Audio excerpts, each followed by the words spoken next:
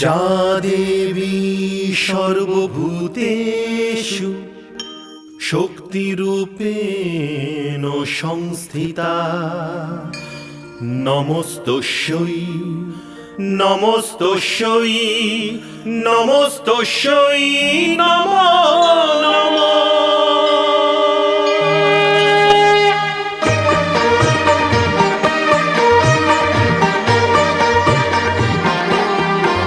হে মা তুমি ভবতারিণী হে লক্ষ যজ্ঞ বিনাশিনী, হে মা তুমি ভবতারিণী হে লক্ষ যজ্ঞ বিনাশিনী, হে সর্বমন্ত্রময়ী মা তুমি সর্বদানব ঘাতিনী, হে সর্বমন্ত্রময়ী মা তুমি সর্বদানব ঘাতিনী, হে তারিণী হে তারিণী নারায়ণী নারায়ণী শক্তি তুমি শূলধারিণী শূলধারিণী।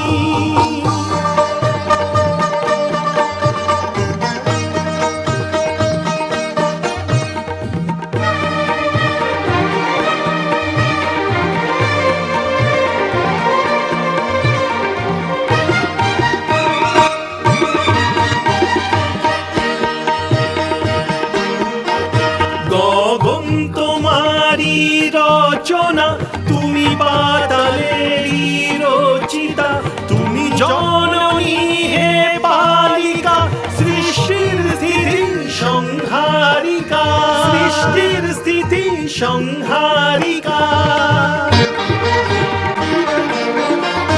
ঘন শ্যাম রঘুপতিতে বিলীন তোমারি কল্পনা, শূন্য তুমি তুমি পূর্ণমা হে জগধাত্রী কালিকা কাটায়নী সুরবর্ষিণী তুমি মহিষাসুর মর্দিনী, হে তারিণী হে তারিণী নারায়ণী নারায়ণী শক্তি তুমি শূলধারিণী শূলধারিণী। এটা অসম্ভব, কোন স্ত্রী এত বীর হতে পারে না যে মহান যোদ্ধাকে বধ করতে পারে। আর যতক্ষণ পর্যন্ত জমের জম্পাস আমার কাছে আছে এর মৃত্যু হওয়া উচিত ছিল না। কি দেখছো দানব বীরেরা, স্ত্রীর এত দুঃসাহস! এটা যুদ্ধের ইতিহাসে এই প্রথমবার হলো যে কোন স্ত্রী কারুর মাথা কেটে শত্রুকে যুদ্ধে আহ্বান করেছে, নিজের শত্রুকে। মহারাজ, এখানে বসে বাস্তবিক স্থিতির ব্যাপারে কিছু বলা খুবই মুশকিল, কিন্তু দানব নিয়ম অনুসারে এই সময় দানববীর উগ্রাশয়ের প্রাণ আপনার কাছে থাকার কথা। মনে হচ্ছে যমরাজ আপনার সাথে কোনো ছল করছে, মনে হচ্ছে দেবতারা কোনো মায়া রচনা করছেন। হ্যাঁ মহারাজ।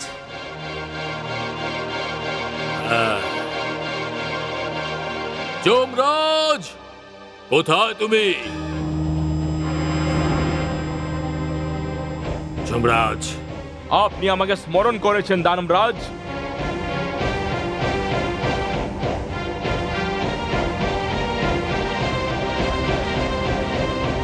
কিরকম ছল করেছো তুমি আমার সাথে? না অসুররাজ, আপনি যখন আমার কাছ থেকে আমার পাশ ছিনিয়ে নিলেন আমার শক্তি সমাপ্ত হয়ে গেল। আর আমাদের দেবতাদের তো ছল করার বিদ্যা তো জানা নেই। এই, তুমি কি বলতে চাওটা কি যে অসুররা ছলনা করে? না দানবরাজ, আমি এই কথা বলিনি।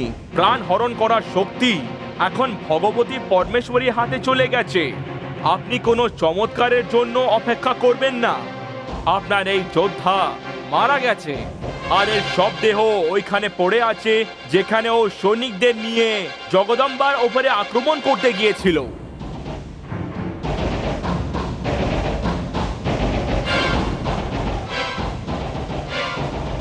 আচ্ছা,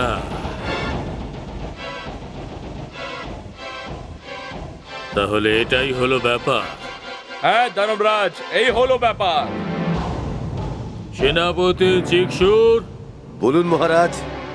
যেরকম ভাবে আমার উগ্রস্বর মস্তক আমার কাছে আছে, ঠিক সেই রকম ভাবে ওই স্ত্রীর মস্তক আমার কাছে নিয়ে এসো।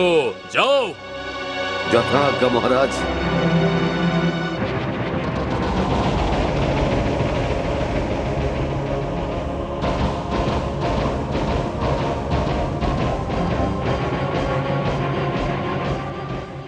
দানব বীর উগ্রস্ব, তোমার মস্তক সুরক্ষিত থাকবে। এ তোমার শরীরের সঙ্গে এখন জুড়বে না। আর তার জন্য যদি আমাকে শিব শঙ্করের সঙ্গে যুদ্ধ করতে হয়, তাহলে আমি যুদ্ধ করব।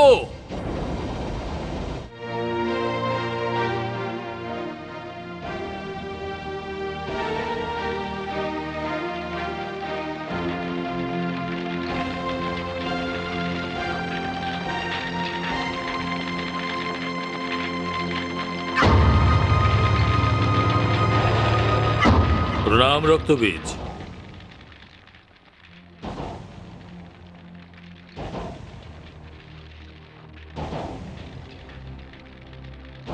আসুন অসুর সম্রাট মহিষাসুর,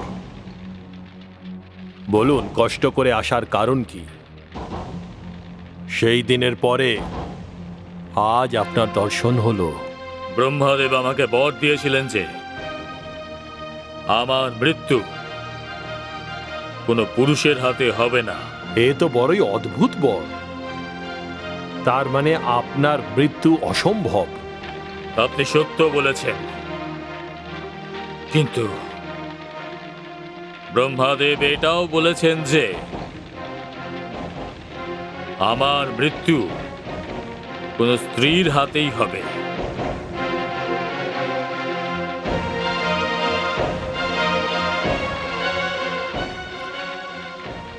তাহলে তো দানব সম্রাট, সেই দিন যে যে কন্যার জন্ম হয়েছিল, আপনাকে সাবধান থাকার জন্যে ওই সব কন্যার বধ করা উচিত ছিল।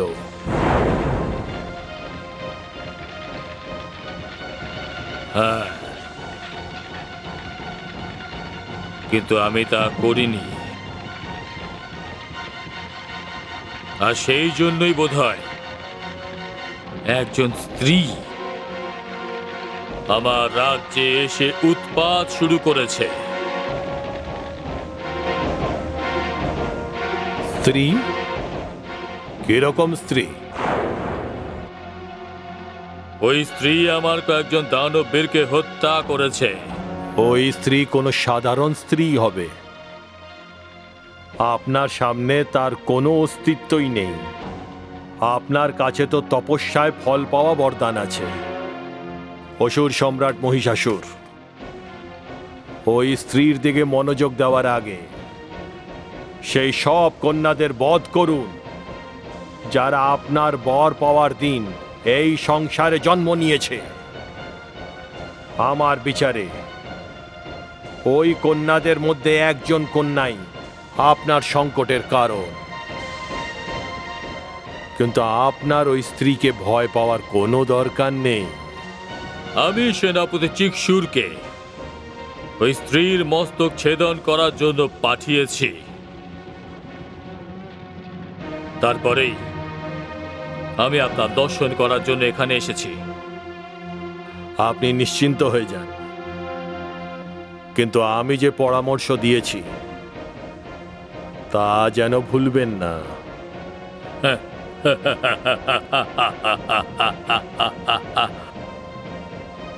আপনার পরামর্শ তো মাথায় ধারণ করার মতো রক্তবীজ। আমি এক্ষুনি গিয়ে আমার মহামন্ত্রীকে আদেশ দেব, যেদিন ব্রহ্মাদেব আমাকে বর দান করেছিলেন সেই দিন যেসব কন্যা আমার রাজ্যে জন্ম নিয়েছিল তাদের সকলকে বধ করে দেওয়া হোক। খেয়াল রাখবেন অসুর সম্রাট, একজনও যেন জীবিত না থাকে।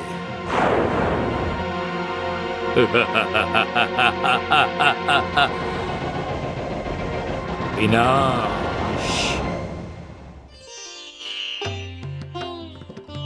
হে দেবী পরমেশ্বরী, এসব কি হচ্ছে?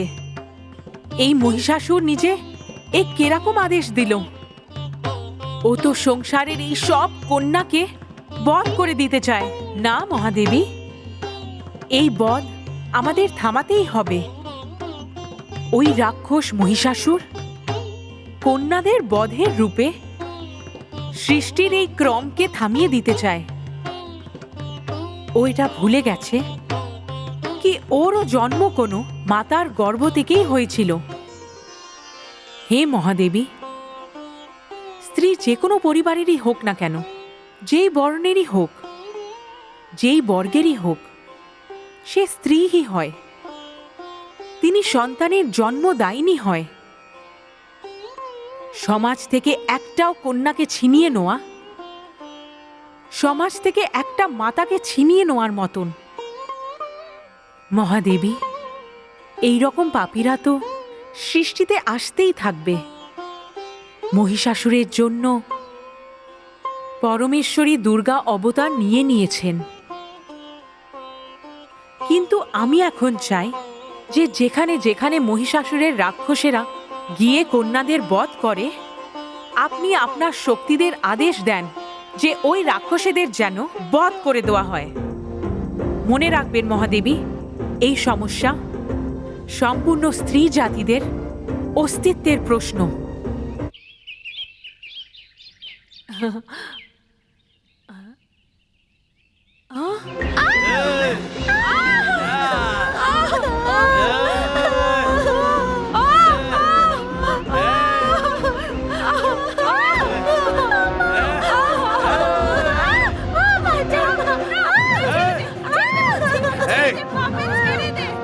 চল, চুপ থাক। এটা দানব সম্রাট মহিষাসুরের আদেশ। এই কন্যার বধ করতে হবে। চল, চল আমার সাথে, চল।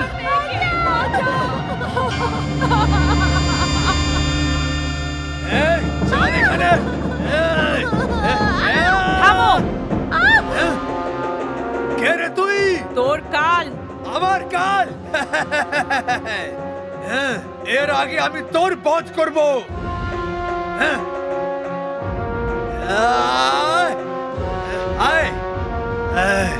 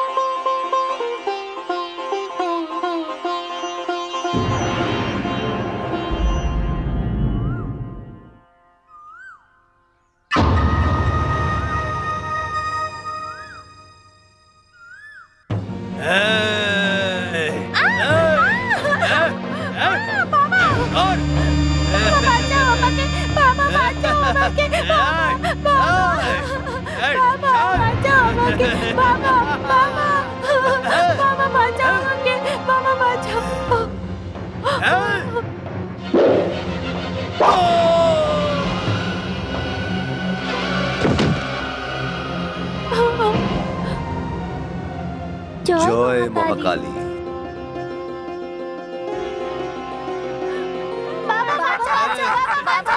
চলো আমাদের সঙ্গে। বাবা বাঁচাও, বাবা বাঁচাও, বাবা বাঁচাও, বাবা বাঁচাও, বাবা বাঁচাও, বাবা বাঁচাও, বাবা বাঁচাও, বাবা বাঁচাও।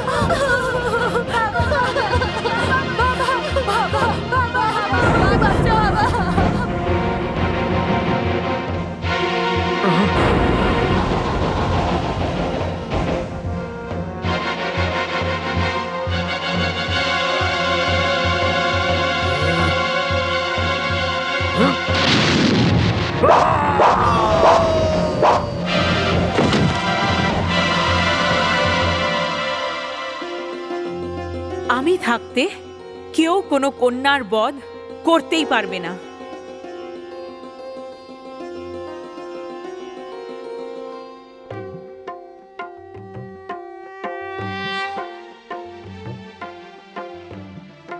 হে দেবী মা, হে জগদম্বা, জগতের পালনকারিণী, হে শেরওয়ালি মা, তোমার জয় হোক। মা, আমি আজকে নবরাত্রির ব্রত রেখেছি। আজ আর অষ্টমীও। বিধান অনুযায়ী আমার তো আজকে কন্যাদের পায়ে পুজো করে ওদের ভোজন করানো উচিত ছিল, আর ওদের আশীর্বাদ নেওয়া উচিত ছিল। কিন্তু মহিষাসুরের ভয়ে একজনও কন্যা এখানে এলো না। মা, তোমার ভক্ত কি অসম্পূর্ণ থাকবে মা? না না মা, এ হতে পারে না মা। তুমি থাকতে তোমার ভক্তের সঙ্গে এরকম হতে পারে না মা। এই অন্যায় হতে পারে না মা। ভ্রাতা বিজয় সেন,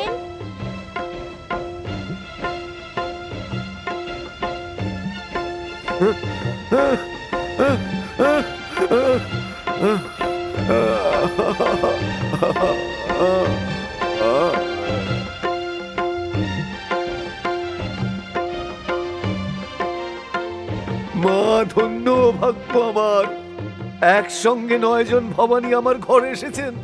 আমি ধন্য হয়েছি মা, আমি ধন্য হয়েছি। আমার ব্রত সার্থক হয়েছে মা। মা, তোমার লীলা অনন্ত অসীম, ভক্তের উপরে এত কৃপা। আসুন আসুন, ভিতরে আসুন।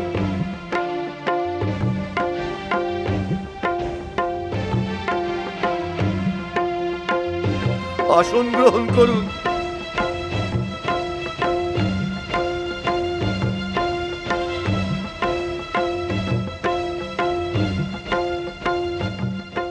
দেবীরা, আজকে আমি ভীষণ আনন্দিত। সমস্ত ভোজন আমি তৈরি করে রেখেছি। এখনই আমি তোমাদের চরণ ধুয়ে দেব। বারে বন্ধু, তুই বললি ভোজন তৈরি আছে, আর এই 9 জন কন্যাকে ঘরে বসেছিস? সৈন্যগণ, আজকে অষ্টমী, আমাকে এদের পুজো করতে দাও। এই নির্দোষ বালিকারা তোমাদের কি ক্ষতি করেছে? চুপ কর দুষ্ট! তুই এই বালিকাদের পুজো করবি? আগে আমরা এদের মস্তক কেটে ফেলবো, তারপরে তুই পুজো করিস। তুই জানিস না আমাদের মহারাজ মহিষাসুর এই বালিকাদের মস্তকের মূল্য স্বর্ণ মুদ্রায় চোকাবেন। না না, এরকম অনর্থ করবেন না। না, এই অনর্থ করবেন না। আপনি আমার সমস্ত কিছু নিয়ে নিন, কিন্তু এই কন্যাদের ছেড়ে দিন। হ্যাঁ? না, এই অসম্ভব। আরে কি দেখছো? এদের বধ করে দাও। থামো! আরে এই দুষ্ট, কান খুলে শুনে নে। এই মেয়েদের শির কাটার আগে তোদের আমার সব দেহের উপর পা রেখে যেতে হবে। তুই আমাদের থামাবি? তুই তাহলে তুই মর। আগে এগিয়েও না, মেরে দেবো তোমাদের সবাইকে। আর এগিয়েও না, আর এগিয়েও না। আরে গোবে না, আরে গোবে না তোমরা, আরে গোবে না, আরে গোবে না, আরে গোবে না, আরে গোবে না, আরে গোবে না, আরে গোবে না।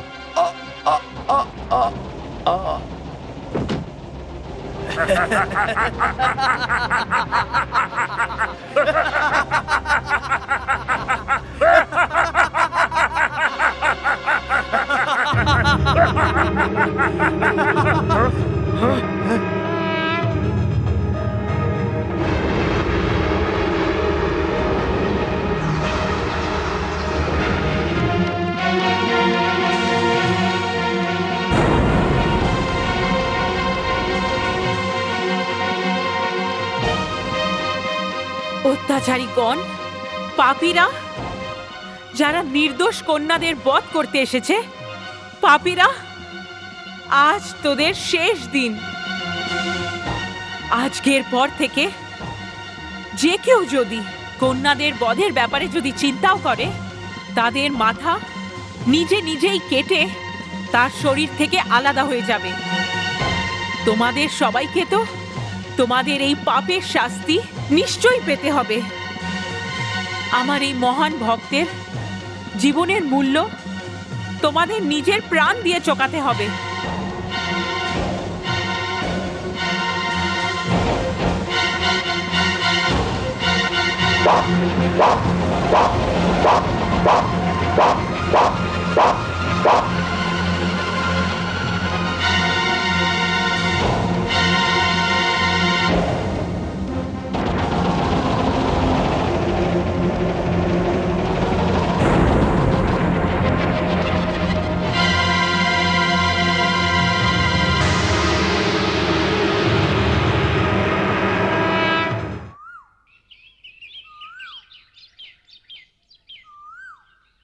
ভ্রাতা বিজয়সেন উঠুন, ভ্রাতা বিজয়সেন উঠুন।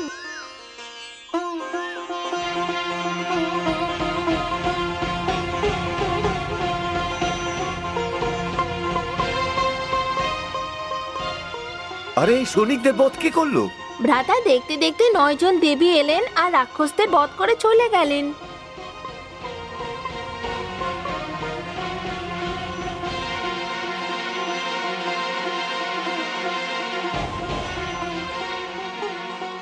তুমি ধন্য মা, ধন্য তোমার লীলা।